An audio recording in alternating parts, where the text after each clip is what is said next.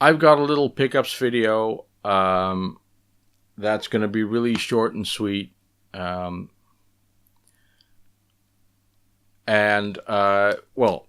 let's go. First of all, I bought a Pimax 4K VR set. As you know, probably I do a lot of Elite gaming, and I really enjoy VR when I play Elite. It really adds something to the game. And I've been using my Oculus DK2, but with this thing, this was more expensive for me because I shouldn't say that. The Oculus gear is more expensive than the Pimax gear, but because I buy everything used, for me the DK2 was pretty cheap. This was $200 used as well, but in perfect nick. It doesn't have a scratch on it. All it didn't have was the plastic stuck to the front, but it was in perfect nick. It wasn't easy to set up, but it took about as much time as I did setting up the DK2, which cost me some sweat and tears. But I finally got it working. And it works a lot better. It doesn't have the screen door effect, and I have to fidget with the settings, but it does feel like it has a lot less trouble running VR than the DK2 does. So most likely I'm going to disconnect the DK2 and put that in this box. And I'm going to give up positional tracking, and I'm going to give up the use of a microphone because the Pimax doesn't have one. And so far, the Pimax is a lot more fun. I still have to play the racing games like Assetto Corsa and I've got maybe Project Cars. Yeah, so I'll try those. Probably they'll be a lot better too. So I'm giving up the positional tracking, but I'm losing the screen door effect. I'm losing the wideouts that I used to have with the DK2. Occasionally, they weren't too bad, but they were there, and they were sort of a risk.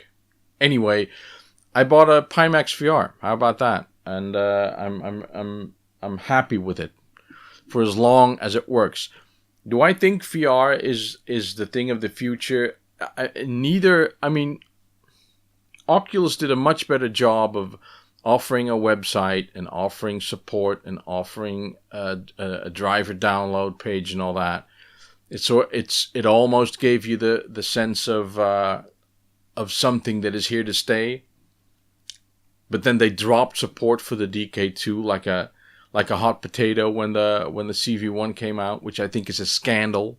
Oculus, if you're listening, I still think it's a scandal that you drop all of your customers like that, and that you have to keep reminding me every day that my DK2 is no longer supported. I know this, right? I know this. You've told me a million times.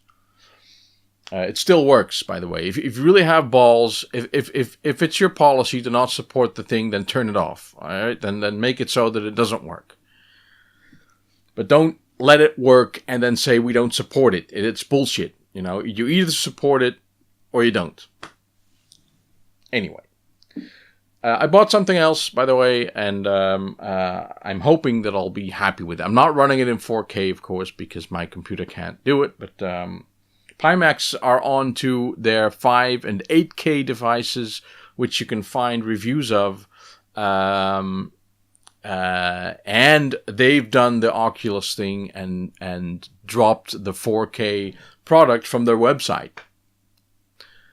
So Pimax, please, don't do what Oculus did. Don't think that is the way to go, because it's a stupid way. You've got hundreds of thousands of people buying your product, and you drop them. You just ignore them. That is a bad thing. Just keep supporting people that got you there in the first place. Anyway, enough talk of VR. I bought other stuff as well. A while ago, because I wanted to stream from the PS4, I bought this thing. I think this is a Turtle Beach as well. Yeah, this is a Turtle Beach set. Very handy because it has a little hole for my glasses. It has a little microphone. It has I connect this to my controller and off I go. Or that's what I thought, but it doesn't work that way because this turned out to be like a chat only device. Like there's no game sounds coming out of this. So I can talk into this, and when someone talks back to me, I suppose I hear it, but this was kind of useless. So I bought the... oh, wait a minute. Well, I bought this. Also used... I didn't pay anything for it, but if you remember the Wii games that I found at the thrift store a while ago, last week actually, I sent those into Netgame and I bought this. And this will work. It has a normal microphone and it's a normal headset and I can use it. I don't know how or why. I mean, the connector does seem the same, so why that thing only responds to one thing and not the other, I don't know. Anyway, so I'll be, because I've been streaming Rhyme on the PS4, so I might do that, and I'll do that with, continue streaming, and I'll use the old headset. Now, I bought a Commodore 64 game, and I haven't done so in a while. One of the reasons being, the Cytronic website has been offline for the longest time. You get a message. Again, these things, they irritate me. I don't know. If I could give advice, Cytronic, they put up a website. We're so busy packing the pre-orders that the store is closed. So you can't order anything. So... how do you come up with that? You can just keep collecting orders, right? That's your lifeline as any business, is to collect orders. You can keep collecting orders, but you can tell people that they'll have to wait, This Gideon, who does the Ultimate 64 and does the 1541 Ultimate Commodore devices, he has people waiting for months. The people that have ordered in March of this year that still haven't had their stuff delivered. But do you think he closes the store? He closes the store to new orders because he's busy packing stuff and building stuff? No, of course not.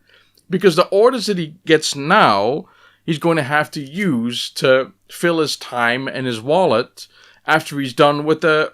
I mean, it's logic, right? It's simple. Why close the store? I don't get it. I see games... I've been on the website like 10 times, and each time I say, oh, it's okay. Store is closed.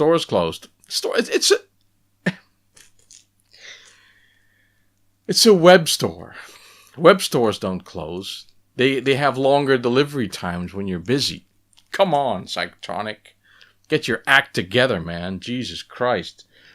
Anyway, I didn't order anything. I wanted to order Pains and Aches, and I wanted to order Steel Ranger. They're pretty good games, but you can't. So if I was making games, I would knock on Cytronic's door and say, hey, buddy, wake up.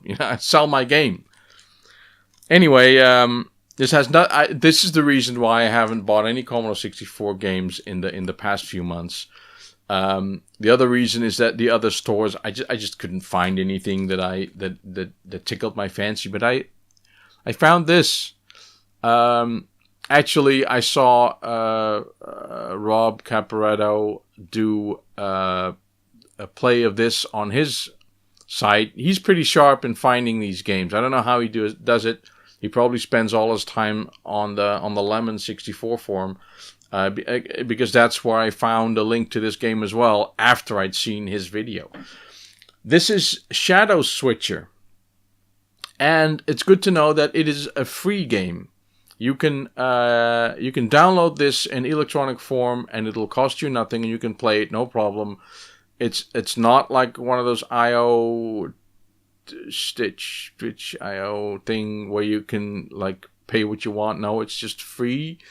I decided to buy the disc version for a tenner. It's very nice. It comes with a couple of stickers. It comes with a coaster. It comes with a little sheet, instruction sheet, and another instruction sheet. The game is super clever, written by a German guy called Christian.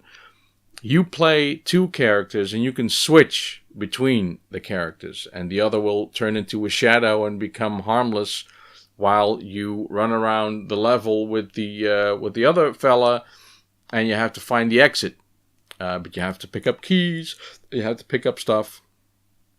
And when you get one of the guys through the exit, you go on to the next level.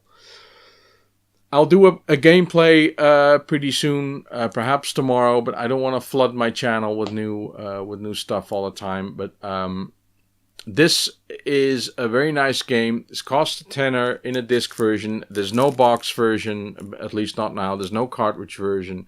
There's just this and the free version. It's very well written. It's very smooth. The controls are perfect, and because you have to go up ladders and jump, and it's all executed very well.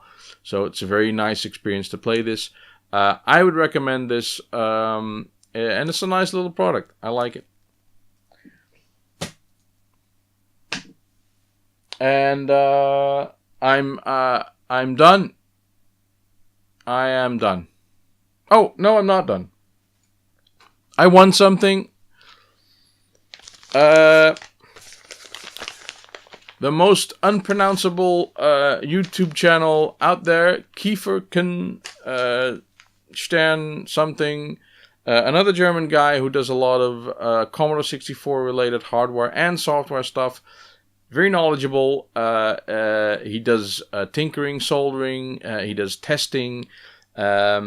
And I won something. This is a PCB that belongs to the Pi 1541. Basically, this is an extension board. It doesn't have any components on it now. It's just the main board, just a PCB. You put connectors on this. You put a speaker on it, and a couple of a level shifter, a couple of buttons, and you connect it to a Pi, Raspberry Pi.